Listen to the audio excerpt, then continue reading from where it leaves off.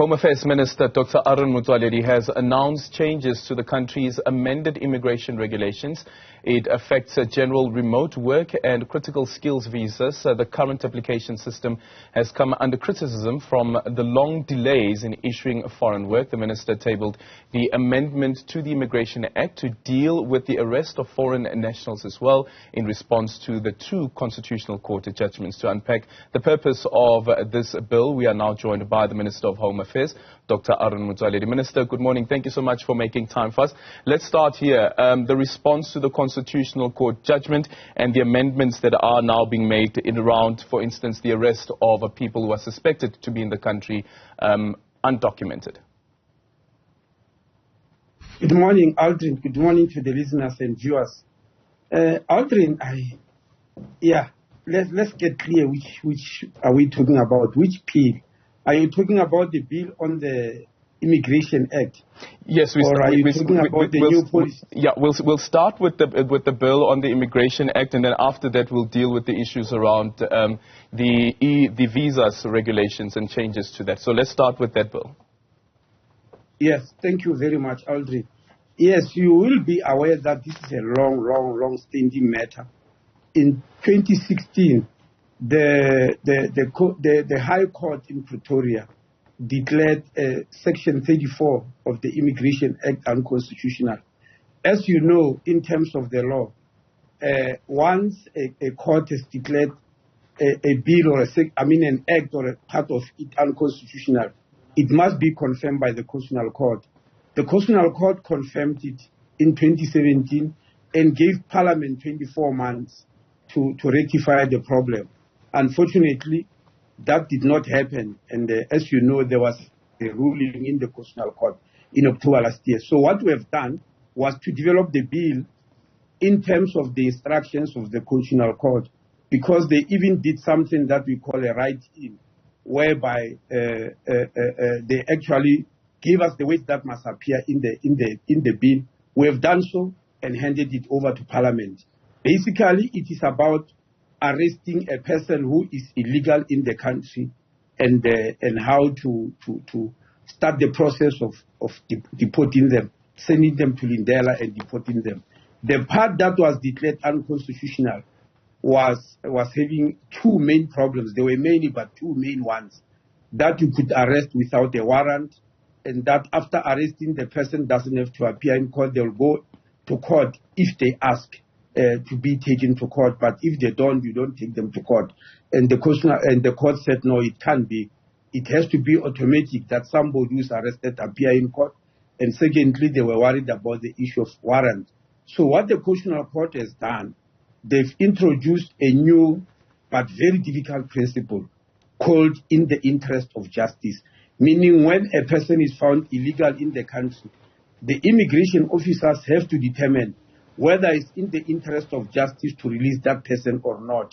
And then if he has decided that it's in the interest of justice to arrest him, they do so. But when the person appears in court, the magistrate must also determine whether it's in the interest of justice to keep that person or release them. It's a very difficult concept, but be that as it may, we've sent the bill to Parliament and it's in their hands now. Yeah. So what does that then mean from your perspective around the implementation of that wording that the Constitutional Court has brought in?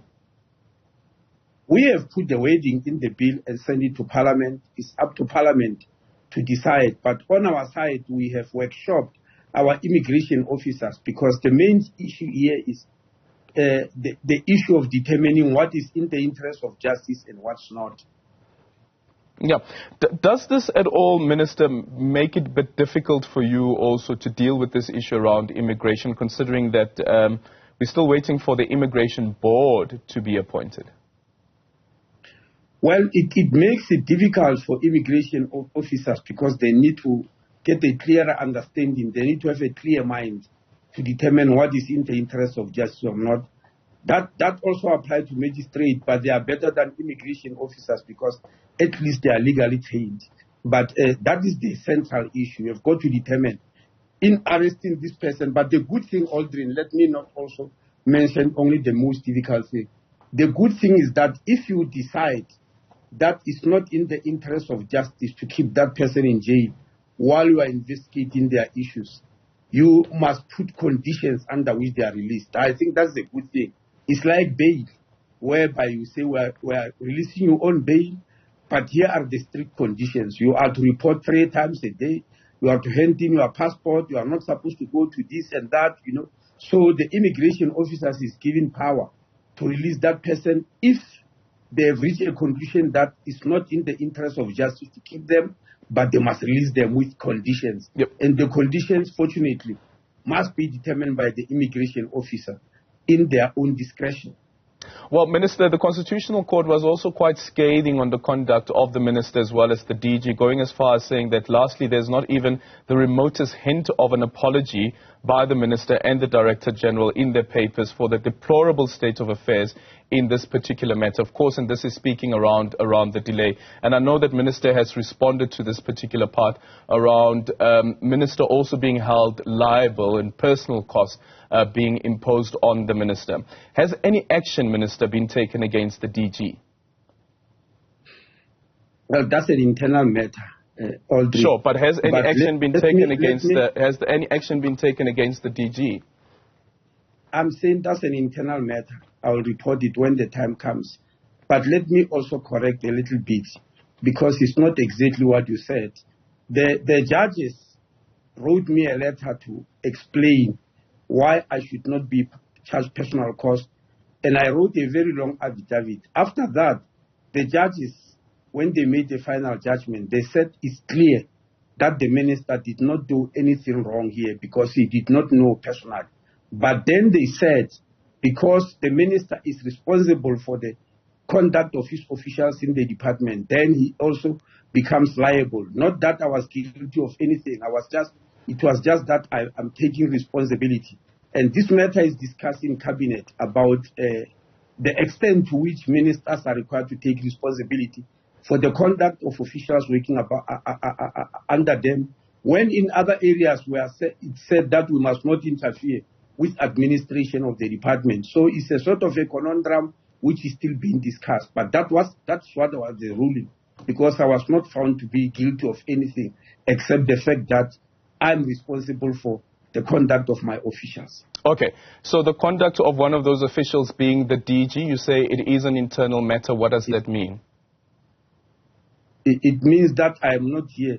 I can't here to explain exactly what is that which you are doing. I'm not yet ready to do that. But does that mean that you do intend taking action against the DG? Aldrin, honestly, are you not stretching it too far?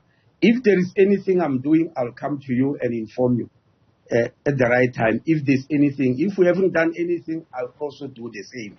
Yeah, well, Minister, as a public servant, that's the reason that I'm asking you this question as well, because it has implications as well that you have a DG who, amongst others, also, as the Minister had said, had gone ahead with an application without your knowledge. Yes, I do agree, Aldrin, but everything happening in the public service also, even if it's a public service, is reported at an appropriate time.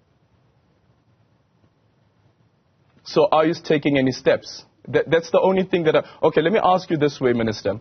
What does this matter is an internal matter mean? What does that entail? Without saying whether you will be subjecting the DG to a disciplinary action. The question is the same, Aldrin, please. You are stretching it very far. You have asked me if I'm taking any action. I'll announce at the appropriate time whether action has been taken or not.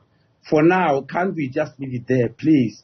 Even if matters happens in the public service, they are reported at the appropriate time. It's like in the institution where you are working. You are having background meetings to agree on what you must do and not, and announce it to the public. But you do it at an appropriate time. You don't just do it any time. Okay.